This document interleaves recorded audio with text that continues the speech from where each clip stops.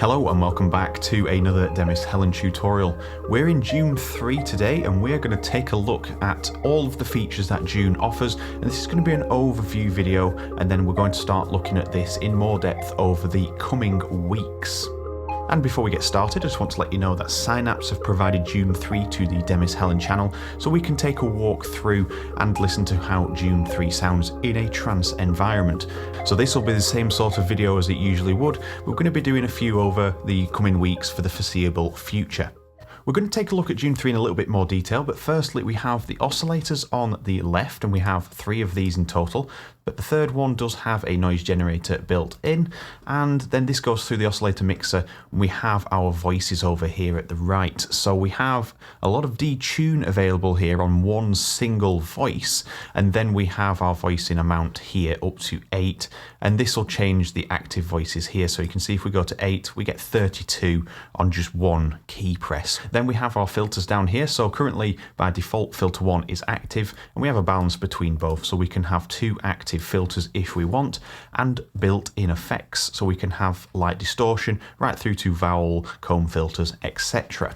And the filters are powerful because we have the option to route these effects and filters in different orders. So it'll come out as a signal from our oscillators, and we can choose whether it wants to go straight into filter 1 and then into the effects, and then filter 2 if we're using it, and then out to our amp envelope. Or we can have it so the effects are first, the effects are in the middle like it's set to in default. We can have filter 1 and 2 both feeding into the effects, and we'll look at these things in future videos and find uses for these routing options. So you can see that there's going to be quite a lot of power just in the filters there. Over here we do have our filter envelope and amp envelope controls. And then up here we have our common/voice edit, and we have ARPs, the effects, what we want to route it to, the glide controls, and then we have active and edit voices here as well. Down at the bottom we have our keyboard, so just our standard view. Then we have effects bus 1 and 2, and they include all of the effects you can see here. That's the same for effects bus 2, we just have the same effects, and you can choose which order you want these in as well. Then we have 3 Lfos, and then we have 4 MSEGs, which makes everything even more stupidly powerful with Dune 3. And finally, in the middle screen, we have the sound bank option, so we can pick our sound banks and choose what sounds we are actually wanting to browse. And then we have our patch, save and edit features here, along with the name, the description, global settings here.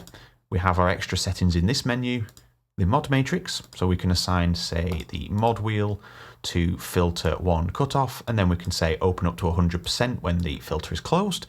So we have all of those options as well. Just going to return them. And then finally we have ARP 1 and 2, and these are both capable of creating the arpeggios and using the general settings for changing the rate, the swing, etc, etc. But we can also load MIDI files in there as well, so we can play full-blown sequences, and we can have these 2 ARPs playing side by side, so we can have 2 sequences. So we'll be taking a look at that as well. Okay, so let's get to the juicy stuff. Let's listen to how Dune 3 sounds. So everything is currently set to default. I'm going to return the balance here to filter 1 only. This is the filter that it comes already set with, a 12 dB low pass in the clean section. And we'll look at these filters in some great detail as well, because there's a few in there that I really like, with Saturn being one of the favourites for me, and just the whole dual setup as well. So oscillator 1, I'm just going to turn on this oscillator. So now we've got a sequence playing, so I'll just play this for you.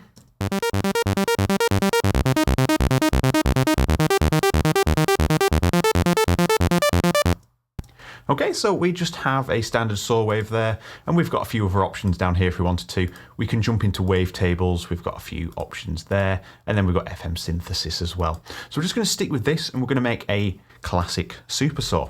So this is just one voice, and we can confirm that with setting this to mono here, and then we can see that active voices is listed as 0 of 1 at the moment, and as soon as we press a key, we have one voice, and that's all we have. There is nothing else. The amount is set to 1 on here.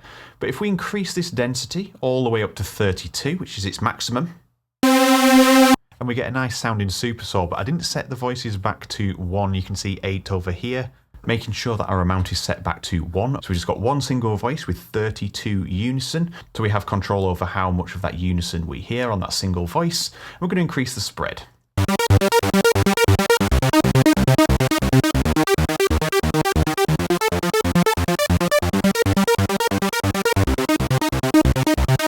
can see there, active voices 1, and we've got the amount set to 1 on the unison voices here. So let's increase this to its maximum.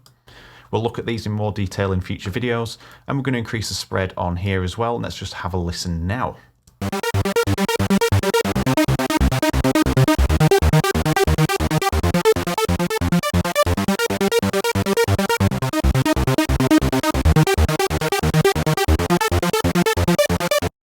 Increasing the voices from 1 to 8, you can hear how dense that sound becomes. I've already turned up the spread so we get a nice sound straight off the bat, but straight away we had one voice with 32 unison on, and then we changed that to 8 to get it a little bit thicker. So you can see how powerful these oscillators are, and we've got 3 of them to work with. The third one is slightly different to how the rest work, but we can use it still to add that extra voice in there if we want to.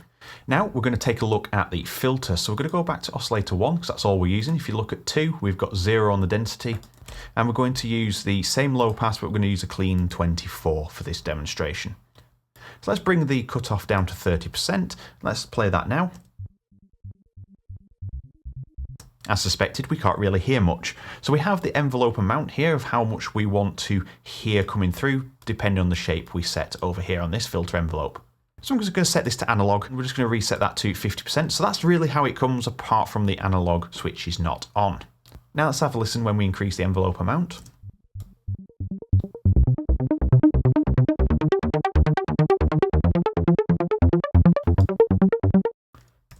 And we can increase the drive, and we can also add key tracking.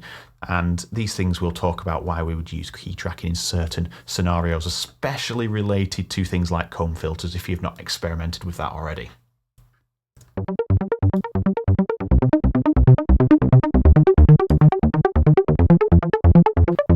So now let's jump into the mod matrix and assign our mod wheel to open the filter. We're going to jump into the source, and we're going to pick M wheel for mod wheel. We're going to pick filter and filter 1 cutoff because that's the one we are using. And then this is based on the amount from the position that the filter cutoff is at. So very familiar. This is set to 30%, so it's going to open from 30% to 100.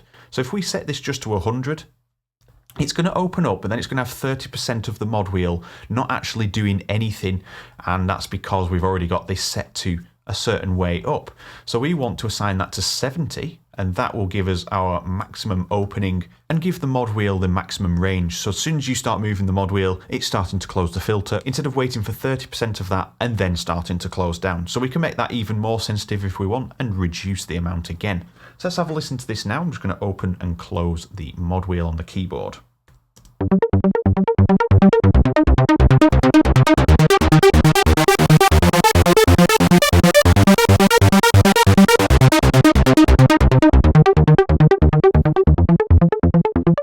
So right at the top there is a little bit of movement there. You can't see obviously from my mod wheel there, but I'm just going to draw that down to 50%, and then we've got some nice control over that filter again. So let's have a listen again.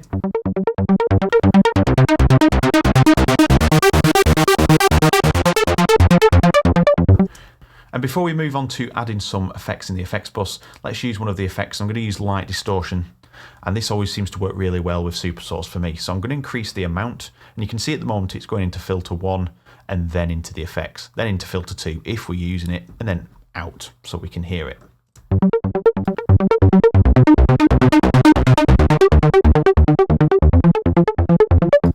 So just adding a little bit in there gives you some nice timbre, and it just changes up the sound and adds some extra harmonics into your sound, making it sound a little bit fuller and giving you more range.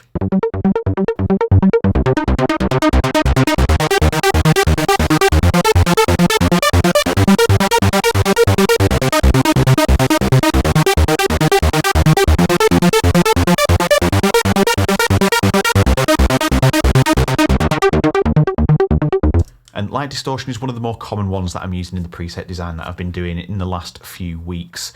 Effects 1, let's add in equalizer 1. So we're going to bypass distortion. We can put this right at the beginning if we want, so we know the order of our effects.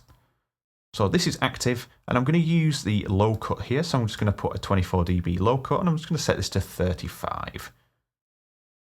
And as you can see, it's set a 35 Hz low cut at 24 dB per octave.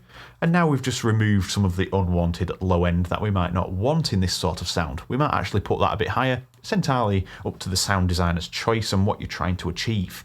And then I'm going to put some delay. So I'm going to drag delay over here and activate that. And you can see we've got quite a few options here. I'm going to choose a vintage just because that's how I roll, and it's one of the ones that I like the sound of. So I'm going to add some low cuts. So I'm going to remove some of the lows so it's not actually trying to add delay to the lower portion of the frequency range.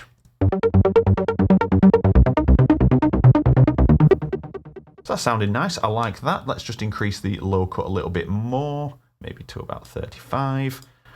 And then we're going to put some reverb on, activate that. We're going to use a large hole. I'm going to increase the dry wet smidge, and I'm going to increase this to around 40%. So we're cutting out a lot of the lows. I'm going to increase the time to 5.5. And just drag this back down.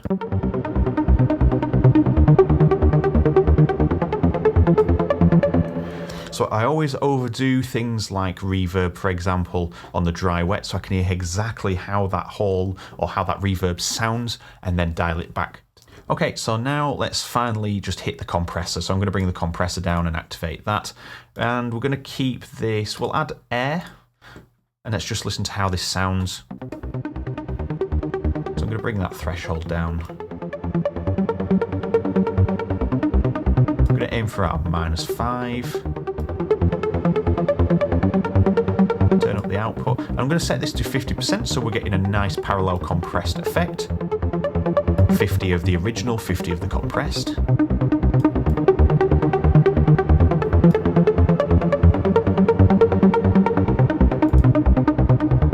So we can see how that's brought the sound to life. Let's open the mod wheel.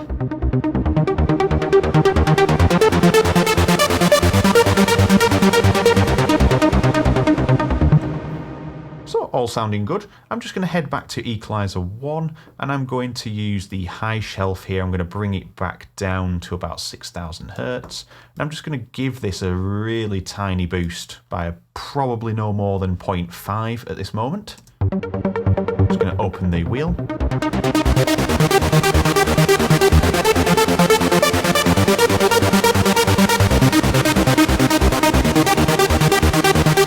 And there we have it. With that little bit of a tweak to open up the top end of the preset, we have now completed this sound design.